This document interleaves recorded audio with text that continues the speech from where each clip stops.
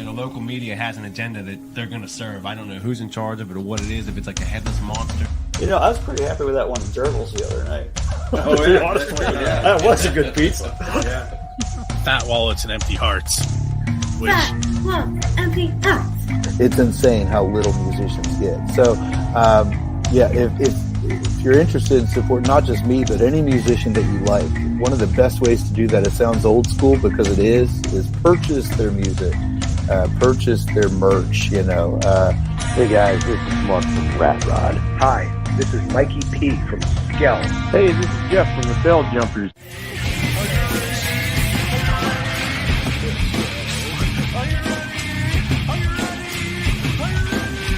Let's go. Probably Dave Grohl, because he's awesome. This is Jessica for the band Dimitis. You're listening to Pennsylvania Rock Show. What's up, everyone? This is the Pennsylvania Rock Show, episode number 677. We are coming at you on PARockShow.com, buildasceneradio.com/radio, music from the 412.com, RudeRudeRadio.com in the beaches of San Diego, California, xrpradio.co.uk in Glasgow, Scotland, in the Highlands, oldiesxl.com in Philadelphia, 107.1 FM KFGD, and OmegaRockRadio.net in St. Louis, Missouri. I'm sure I forgot something, but anyway, my name is Bill. This is episode 677, as I mentioned before. With me tonight is Pittsburgh blues legend Jimmy Adler. Hey, Bill. Thanks for having me here. You're welcome. Everything's groovy on a summer solstice, the longest day of the year. It was a nice day out there, too. Yeah, it still might be a day out there. Yes, indeed it is. It's still light out there. I spent most of today putting meta tags on MP3 files. Okay, well, yeah, it's good that you know how to do that, because I'm not sure what that even means. So basically it's encoding the information about each song. So it's like song title, album, year, genre. Yeah. It's how the internet station knows how to pay somebody their royalties. Yeah. So we have to make sure they're right. Okay. Anyway, so being someone, and I don't want to throw a number out there, but you've been involved in the blues scene in Pittsburgh for a while. Yeah. What's your favorite thing about the scene today, and what is something that you think is maybe not so great that could be worked on? Well, I guess a favorite thing is that it's still pretty active and alive and well. I mean, there are a lot of players out there, a lot of bands, clubs. Moondog still exists, the longest running club that features this genre and other types of music. So that's good. I don't know if there's as many clubs as there used to be. But, as long as people are still playing and there's still people coming out, that's perhaps more important. People coming out to see live music is very important. So that's good. And the other part, what was the second part? Something that you think needs to be worked on in the scene. I don't know. I mean, I just, for myself, I'm just working on trying to get better all the time on the music. So I don't know about the other workings on the outside. I do a Blue Monday since August in East Liberty. It's every other Monday where I host a special guest. And musicians come down and sit in, and that's been a good thing. There are other things like that around. So I guess if people love music, I would say there's nothing like live music. Go out and see live music anywhere, any style, because, it's like there it is in front of you and then it's gone. It's much different than listening to the records or the CDs. So, go out and hear some live music. You mentioned Blue Monday. Where that is at the Bridge? Yes, the Bridge Music Bar on Broad Street in East Liberty, where every other Monday is a Blue Monday. And that'll be actually the 26th. We are airing, right? Yes. Yes. Blue Monday will be from 6 to 9 p.m. Our special guests this week will be the Colbys. And we have a special guest every week. We do like 90 minutes with a special guest. And then it's open up for 90 minutes for other musicians to come up and play. And we've had a wide variety of players that come in. So it's been very cool. And it's been a nice little scene. So for those of you that are watching now, you might have just figured it out that Jimmy is at the Bridge right now, Bridge Music Bar, and that this one is not live. But you will get a live drawing for the tickets from Dressing Entertainment at the end of this interview. I have it all worked out in my head. Cool. Yeah. So I'm have you watched my show at all? I just watched the one you did the other day with Billy. Billy the Kid, because I think he had a link up on Facebook and I wanted to check it out. So I did watch that. So you have a little bit of an idea of where we're headed here then. Well, I saw that. So yeah, I have a little bit of what I saw. If you could sit down with any songwriter in the history of the world and write a song with them, who would you want to sit down with? Oh, I don't know. I mean, I don't know about writing a song with, but it certainly would be interesting to see the inner workings of some of the more mysterious people like Tom Waits or certainly Bob Dylan.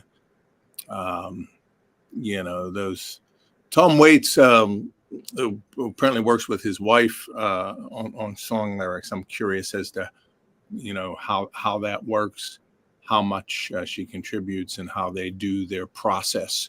So rather than writing with someone like that, I'd certainly be interested in being a fly on the wall to see how it's done. And Bob Dylan is, mysterious. So it'd be interesting to see what he does too. Yeah. Okay. So kind of want to be an observer and just soak it all in. Yeah. It'd be interesting to see how people like that operate. I mean, Willie Dixon, when you talk about the blues, I mean, when a great songwriter historically for all the blues in Chicago was Willie Dixon, also a phenomenal bass player, and really more than just a songwriter. I mean, the bedrock of putting so much of that stuff together. He was on the Chuck Berry records. He's on a lot of the chess records of the blues greats. And so he's not only contributing songs, not so much to Chuck Berry, but to Muddy Waters and Howlin' Wolf and all those other people. It's fascinating to look into the mind of someone like that who can play. He was a boxer and then he went into playing the upright bass. But more than that, he was able to not only put words together and construct songs, he was able to get these guys, like Otis Rush and Muddy Waters and Buddy Guy and so many of the other greats to do these songs. He's pretty fascinating in that way. So that's a guy to really look at it, particularly if, one is a lover of the blues, because Willie Dixon is really, I guess, at the top of, one of the originators of, and that wrote so many songs for so many artists that became so well known, so many of the hits that people think of, Hoochie Hoochie Man, that sort of thing. So yeah, Willie Dixon would be worth checking out. Can you pinpoint the moment when you knew that you wanted to play the blues? Well, I don't know about the moment when I wanted to play the blues, but the song that really struck me was on a compilation B.B. King record, and the song comes from B.B. King live at Cook County Jail, and it's there's a woman who's introducing the band to the prisoners, and she says, "And now," and then it cuts right in, and you hear this B.B. King note, and it's like a slow blues song. How blue can you get? But he just hits that one, like the B.B. King note, and I was hoping you were going to do that. but that truly, I remember being in my mother's basement and putting that record on. And again, it was a compilation record, so I did not have the whole Live at Cook County Jail record at that time. And the way they broke it up on that particular record, the woman was introducing the band, and she says, "And now," and you just hear that note, and very chilling.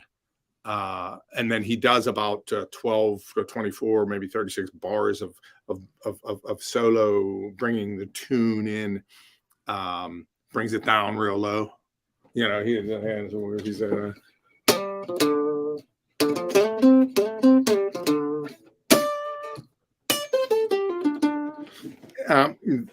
that was really something. So I remember that. And I don't know if it was prior to that, but around that same time, Jimmy Reed and Elmore James, because Elmore James just played in like open D tuning, and I used to sit in my mother's side yard and just emulate the birds out in the yard,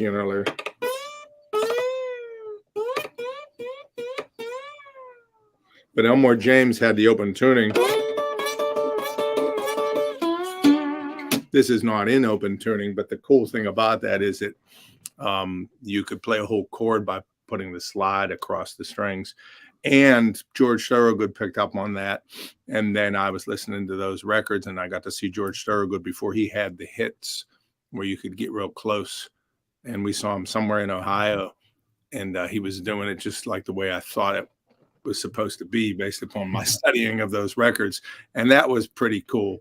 And then Jimmy Reed, because he only played in two keys, here.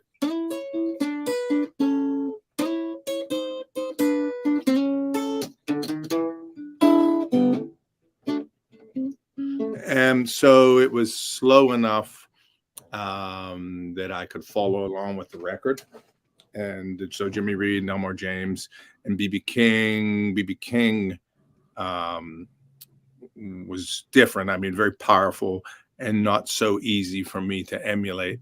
As simplistic as he seems to sound, there's just a whole thing like that was that I try to do, but really never mastered. But those kinds of artists, and then on and on, the list went on. I mean, Hubert Sumlin with Howlin' Wolf, who played just with his fingers, like Mark Knopfler. And so because I don't often use a pick, it was nice to.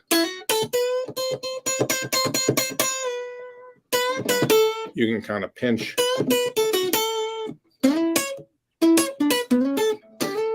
With your fingers, so you get a certain kind of sound, which is a Hubert Sumlin thing. So all of those guys were fascinating and still are, because they're kind of like the architects of the stuff, and it's could be somewhat primitive, but difficult in its simplicity, difficult to replicate. So it's like a lifetime of study. Very cool. You even kind of hinted towards that when you said that you just want to keep getting better, that you're continuing to watch and listen. Before we go any further, let me take a break. We're going to play a new song. Well, first of all, let me mention the songs that I didn't mention from the beginning of the show. We started out with the Sneaky Heat Missiles and their song Fat Wallets and Empty Hearts.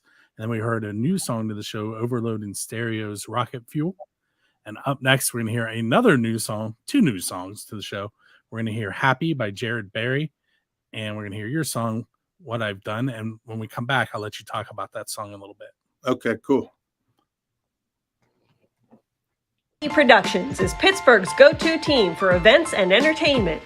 With an emphasis on local artists and businesses, Shady Lady Productions provides professional sound, talent booking, production management, and event planning and promotion. We also organize and promote our own live entertainment events, as well as yearly charities and fundraisers for local community causes. Shady Lady Productions is here to support your local small business and music. Stop by to see what we can do for you. Catch the hottest shows in the Burgh when you tune in to Music from the 412. Listen to the Pennsylvania Rock Show live every Monday at 9 p.m. for ticket drawings for upcoming Drusky Entertainment shows. Music from the 412 is happy to join with Drusky Entertainment to promote original music in Pittsburgh. Visit musicfromthe412.com/contests for instructions on how to enter our exclusive concert ticket giveaway. The 2023 Band Jam Grassroots Music Festival at Cooper's Lake Campground in Slippery Rock, Pennsylvania. 2 days of live music, August 25th and 26th.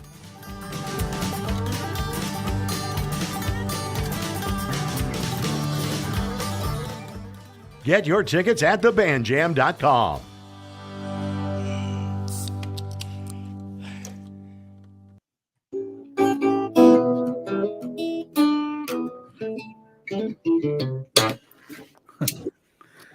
So we just heard Jared Berry's country song "Happy." I saw him live for the first time last weekend. It's kind of like hip hop and country, his live show. So it's different. And then we also heard from Jimmy Adler, "What I've Done," featuring some other musicians. And I'm going to let you talk about the other musicians and kind of give us like a MTV Storytellers version of what went into this song. Well, this is the record here, Grease Alley. And I went out to California to record it, and with Kid Andersen. Kid Andersen is the guitar player with Rick Estrin and the Nightcats. Used to be Little Charlie, and Little Charlie passed away, and Kid Andersen has the spot as the guitar player. But he's a Norwegian kid who came to the States, I guess when he was in his early 20s. And he's really phenomenal, not only as a player, but he has an ear for making records. And so I went out there, and June Core is on drums. June plays with Charlie Musselwhite now, and he started out with Robert Lockwood. Jim Pugh was on piano and organ. He played with Robert Cray for 25 years and other people. And Kid played the bass instead of the guitar, but I had Chris Kane as a special guest on a couple of songs, who's, Kane is king. I mean, he's a fabulous guitar player from out California. And Eric Spalding, Pittsburgh saxophone player. Eric Spalding was living out there at the time. So he was kind of like my connection to getting in touch with Kid and making that happen. So those people are on this record. And that song, What I've Done, is a song that my wife and I wrote. When I guess we finished it when we were out there, and partly wrote it before we were out there. I went out with a bunch of songs. There's a lot of Mike Sweeney songs on here. Mike Sweeney's a great, he's like a Willie Dixon guy, because he's been around on the Pittsburgh scene. He plays bass, he writes songs for everybody, and he organizes them and constructs them. And he's really, there's no hyperbole there. He's really like a Pittsburgh Willie Dixon guy. Because he not only plays bass, he writes songs, and he not only writes songs, he knows how to structure them. So there's several Mike Sweeney songs on here. But What I've Done is a song that I wrote with my wife, and it was just like thinking about my daughter, and thinking about not worrying about, like we always have regrets as human beings. It was about trying to not worry about what we could have done or should have done, and feeling happy with what we have done. And so that's kind of like the hook. I'm not going to worry about what could have been or should have been. I feel pretty good about what I've done. And so it's kind of like supposed to be an uplifting lyric, positivity, to accentuate the positive. Don't worry about what you could have done. Be happy with what you did do. So that's what that's about. It's a good message. Yeah. And I teaching at elementary and middle school level, I feel like that's something that may not be as evident to some people currently. Well, it's tough, yeah, and it's always where there's these cliches, like we're in a rat race. I mean, they're true. I mean, these cliches, because we are always feeling like we've got to do something, and we feel bad that we didn't do something. A lot of regrets, and saying it and writing it in the song is one thing. I mean, it's not to say that I don't have the anxiety or the little devil in your head talking to you sometimes, saying, "Oh, you should have, could have done that better." But in the end, really, if you try to accentuate the positive and recognize that you can't do everything, but focus for a moment not on what you should have done, focus on what you did do, and celebrate that. The last verse was, we were actually riding down Highway 1 in California, which is beautiful. It's right along the ocean, and it was like I climbed the highest mountain, and you've got to climb the highest mountain to see the biggest thrill. Keep both hands on the wheel, and no one does it just like you. I was just thinking about positive stuff,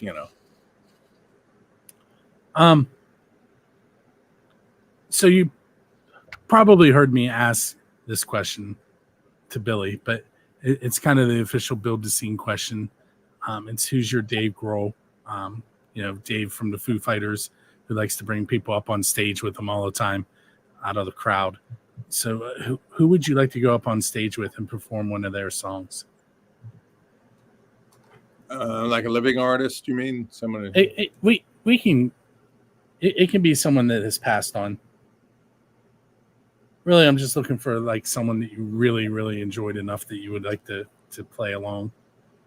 Yeah, I've had the good fortune of being able to play with some people, and I always still go to see music. So I appreciate all kinds of musicians, different styles and everything. I don't know. Duke Robillard comes to mind. Duke Robillard is a guy from up in New England area, and he there was a route from Austin to Boston, and Austin was the fabulous Thunderbirds and others, and then up in Boston was a room full of blues, which Robillard started that band, and then he had his own band.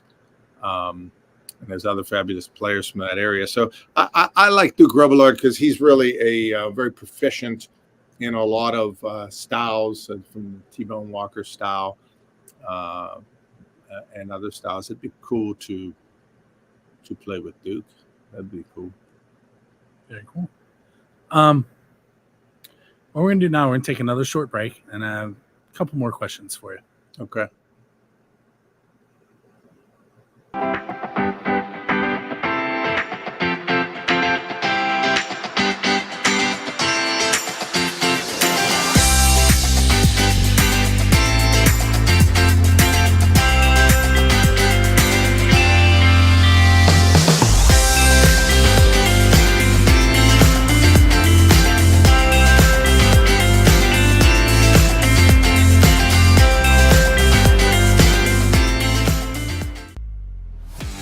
Music from the 412 is proud to feature local Pittsburgh musicians on our 24-hour radio station. Tune in online or stream to your smart device to listen to the latest songs from some of the best bands in the burg. You can even submit your own original tracks online. Join us in supporting our local music scene. Tune in today to Music from the 412, Pittsburgh's home for original music.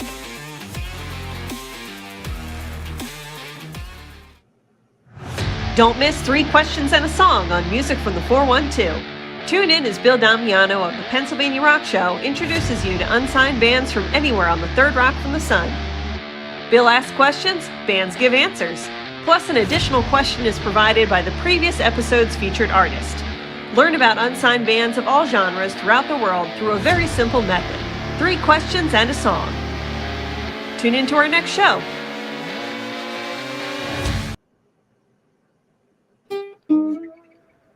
Hey, Jimmy. So this next question it's been one I've asked a lot lately. What is the best pizza you've had because you're a musician? Well, we're in Pittsburgh. Fiore's is the best pizza. Fiore's is on West Liberty, right off of West Liberty Avenue. I used to play a gig up there with Gary Baloma at a place called the Car Hops. And then I played at the R Bar, which is still happening. And when I drive home, I used to get a large pizza and then burn my mouth because I would eat it before I got home. I wouldn't eat the whole thing, but I would, dig into it. Those were the days. But Fiore's pizza is still my favorite pizza. So I try not to talk a lot about my teaching in my school, but yours is kind of right in alignment with what we're doing here. Is it okay to ask you some questions? Sure. All right, so first, you teach at Kappa. Do you want to tell everybody what they do there? Well, Kappa is a creative and performing arts. It's now a 6 through 12 school. So we have students grades 6 through 12. I teach 10th grade English. And in the high school, students do their academics in the morning and then they do their art in the afternoon. So most of them have a passion for something and they have a purpose for being in there. And so even if a student is just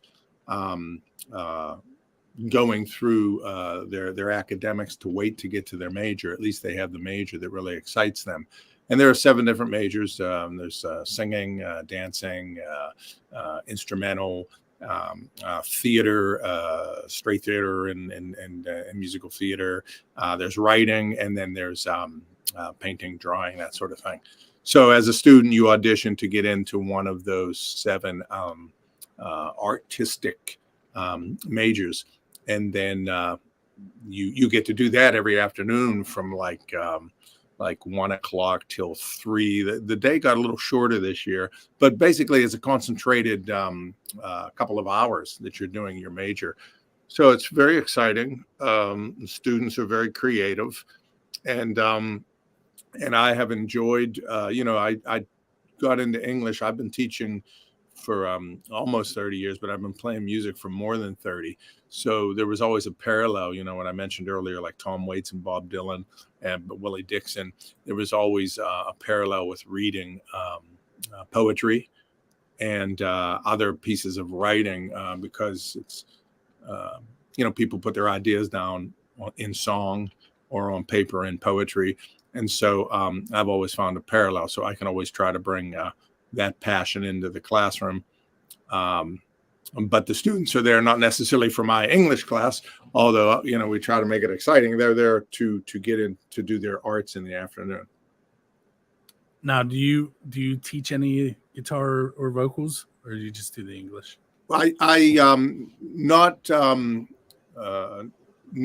have done after school guitar clubs over the years, and I used to do a Saturday class at Kappa called Centers for the Gifted or something like that. It's been some time now. But no, the music teachers are like, I can't read music or teach how to read music. So what I have seen over the years is a kid comes in at 9th grade and plays at one level, and by the time they're seniors, they're really skilled at reading. So it's a terrific thing to learn. I'm not equipped to teach that kind of instruction. I could teach people, as I have, how to play blues, how to put 3 chords together and make songs. But that's not, no, Kappa is real business. I mean, Pittsburgh is a jazz town. Pittsburgh always was a jazz town, and that's a history that you just can't take away. And these people like Paul Thompson, who teaches bass over there. We used to have Roger Humphreys taught drums for many years. We're talking high-level musicians who know how to not only play the music, but read the music and teach the music.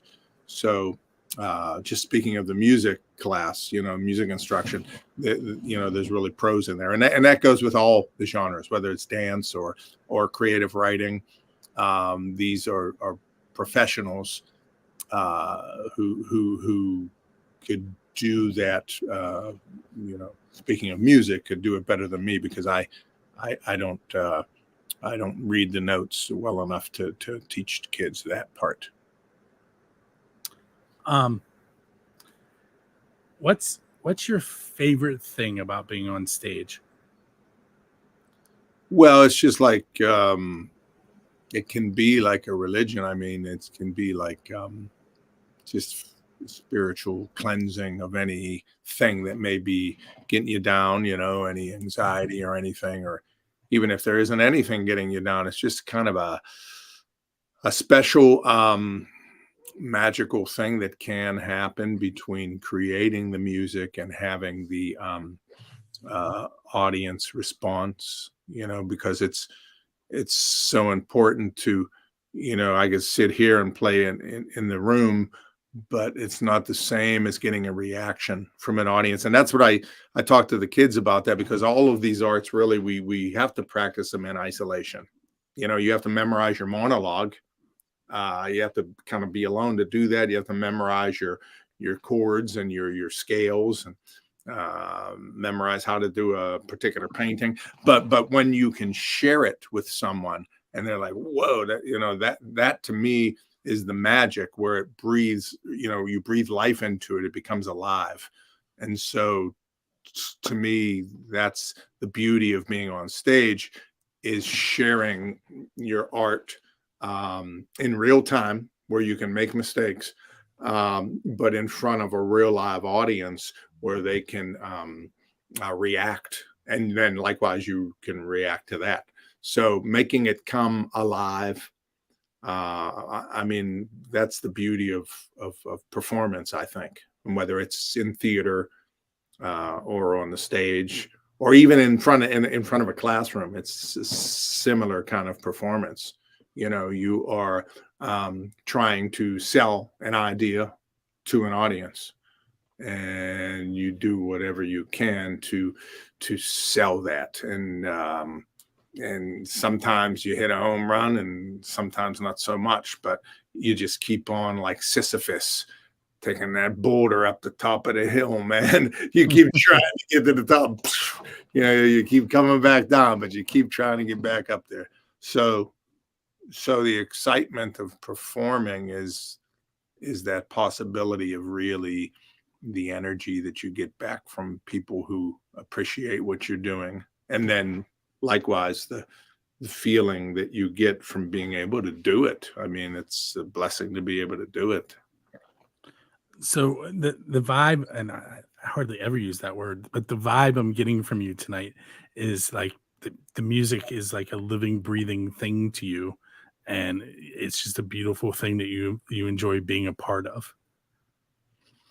Yeah, absolutely. I mean, because like I said earlier, it's, I'm always trying to get better, and, it never really came easy to me, but there's certain things, we all, as musicians, I think, have a vocabulary. Some have a more extensive vocabulary than others, but if we can hone our craft and speak our language in a way that touches someone else, yeah, it is like, me speaking to you now. I guess it is a living, breathing thing.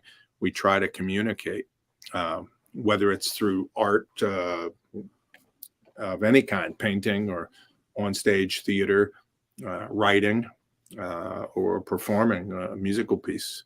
It's alive. We hope it's, you hope it's alive.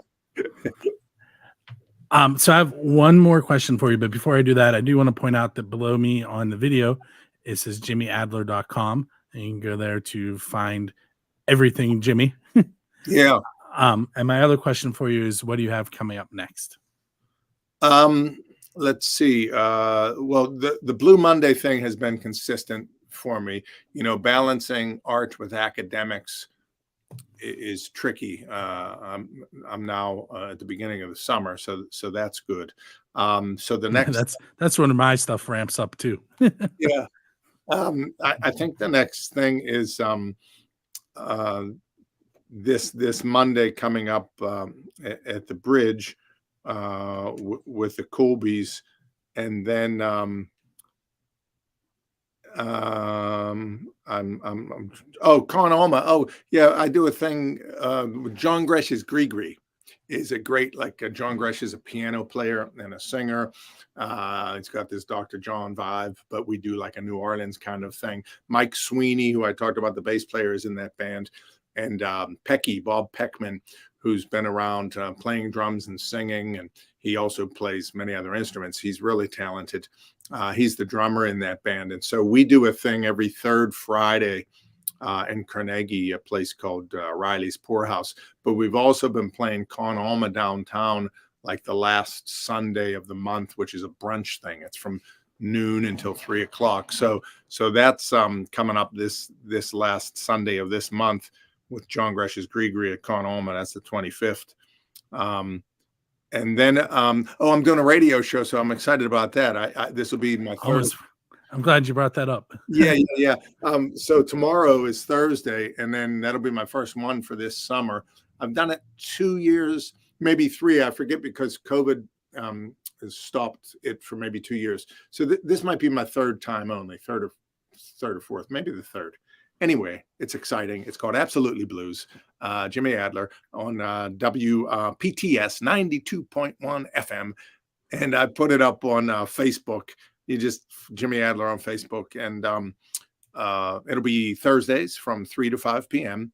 And I get to play. Drive time. Yeah. But it's a lot of fun. So that's exciting. And I think I have some other gigs coming up. The Shriner thing is every Thursday out in Cheswick, which is great. I'm doing one of those, I think, in August. I've been to all of those so far. Yeah, they're very cool. And Sherry Richards is putting together something which is for suicide prevention in July that I'm going to be part of out there. I can't think of other things, but like jimmyadler.com has all the news and all the hits. Leaning House of Fine Cigars, that's in July. That's a cool place. They smoke cigars and make cigars, and you play there, and that's a good thing.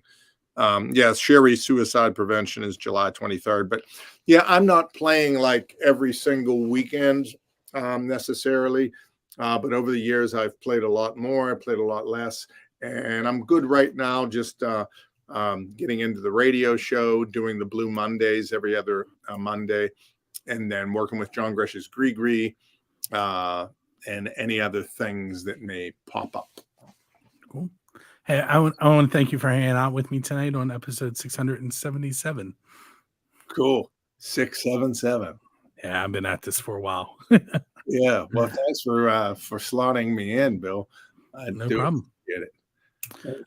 All right. So what we're going to do now is I'm going to play one more track that is from KGB. It's called Rock and Roll Shoes. And on the video end, you're going to get to see about 20 minutes or so of videos that I choose, not Rocky. Usually it's Rocky that chooses videos. Make sure you tune in every Monday night at 9 p.m. on Music from the 412. The radio show / podcast gets released on buildthescene.com every Friday at 6 a.m. And there's a whole schedule that you can find there that tells you where and when you can listen to that as well. Make sure you go to jimmyadler.com, and we will see you next time. Yeah, cool. Thank you. See y'all on a Blue Monday, maybe. And then after we're done, you can tune into the show.